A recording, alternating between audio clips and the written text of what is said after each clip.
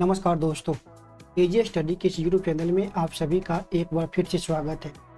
आज के इस वीडियो में हम छोटा सा एक टॉपिक का डिस्कशन करेंगे, जिसमें यदि आपके पास एम लक्ष्मीकांत का जो 6वां संस्करण है उसमें आप जाइएगा चैप्टर 4 प्रियम्बल। जो प्रियम्बल में आप देखिएगा पेज नंबर 4.2 में लोकतंत्र के बारे में चौथा टॉपिक को समझाया है। इसमें एम लक्ष्मीकांत ने लोकतंत्र का 2 प्रकार बताया है, प्रत्यक्ष और अप्रत्यक्ष। इसमें प्रत्यक्ष में 4 औजार का चर्चा किया गया है। हम वो चारों औजार को एक आसान और सरल शब्दों में समझने का प्रयास करेंगे। तो चलिए वीडियो की शुरुआत करते हैं। आप देख सकते हैं कि प्रत्यक्ष लोकतंत्र की एक खूबी होती है कि इसमें जनता का हिस्सेदारी होती है। इसमें जनता सीधे शासन के निर्णय में हिस्सा लेता है, न कि केवल अपने प्रतिनिधि के माध्यम से। ठीक है, अब इसके 4 औजार हैं। हम प्रत्यक्ष लोकतंत्र को देख रहे हैं। भारत में अप्रत्यक्ष और प्रत्यक्ष दोनों प्रकार के लोकतंत्र हैं। ठीक है, तो इसमें 4 शब्द हैं। पहला शब्द आपका देखने को मिलता है रेफरेंडम। रेफरेंडम का मतलब होता है जनमत संग्रह। इसका मतलब क्या हुआ कि जब किसी कानून या नीति पर अंतिम निर्णय जनता से वोटिंग करा कर लिया जाए तो उसे हम क्या कहेंगे, जनमत संग्रह रेफरेंडम कहेंगे। और यह कहाँ लागू होता है, तो स्विट्जरलैंड में, क्योंकि वहाँ पर प्रत्यक्ष लोकतंत्र है, तो स्विट्जरलैंड में यह लागू होता है। आप उदाहरण के लिए यहाँ पर समझ सकते हैं कि स्विट्जरलैंड में कोई बड़ा कानून पास करने से पहले जनता से पूछा जाता है, क्या आप इस कानून से सहमत हैं? जनता हाँ या ना में क्या देता है, अपना उत्तर देता है।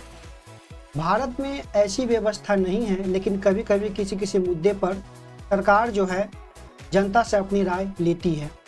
दूसरा है इनिशिएटिव। इनिशिएटिव का मतलब होता है पहल करना।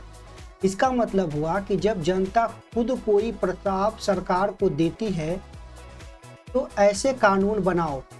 जनता जब खुद कोई सरकार को प्रस्ताव देता है कि हमारे हित में ऐसा कानून बताओ, कैसे? जनता कुछ सिग्नेचर जैसे कि 10 लाख लोगों द्वारा जमा करके सरकार को कहती है हमें शिक्षा पर नया कानून चाहिए। तो ये होता है इनिशिएटिव, यानी जनता की पहल से कानून बनाना। तो 2 शब्दों को हमने समझा। तीसरा जो शब्द दिया है इसमें रिकॉल। रिकॉल का मतलब होता है पद से हटाना। इसका मतलब हुआ कि जब जनता अपने चुने हुए प्रतिनिधि जैसे एमएलए को कार्यकाल पूरा होने से पहले ही हटा देती है। कैसे होता है? जनता कहे यह काम नहीं कर रहा है, ठीक से यह काम नहीं कर रहा है, इसे हटाओ। सिग्नेचर जमा करो, फिर वोटिंग से इसे क्या किया जाता है, हटा दिया जाता है। भारत में यह नहीं है, लेकिन अमेरिका के बहुत सारे राज्यों में यह लागू है। और चौथा जो इसमें पॉइंट दिया गया है प्लेबेसाइट्स, मतलब जनमत विचार। इसका मतलब हुआ कि जब किसी महत्वपूर्ण मुद्दे जैसे सीमा विवाद, क्षेत्र का विलय पर सरकार जनता से राय पूछती है। उदाहरण में अगर देखा जाए, भारत में कभी कभी कश्मीर या उत्तर पूर्व में क्षेत्रीय स्थिति पर जनमत संग्रह की बात होती है। यानी प्लेबेसाइट जो होता है किसी विशेष राजनीतिक मुद्दे पर जनता की इसमें राय लिया जाता है। तो ये जो 4 शब्द इसमें केवल लिख दिया गया है, डिटेल से नहीं दिया गया है। ठीक है, वे चारों शब्द को हमने क्या किया, एक आसान भाषा में समझा दिया। तो ऐसे ही मज़ेदार वीडियो देखने के लिए, समझने के लिए सब्सक्राइब करें एजी स्टडी को। मिलते हैं ऐसे ही किसी अगले वीडियो में, तब तक के लिए दीजिए इजाज़त। Bye bye.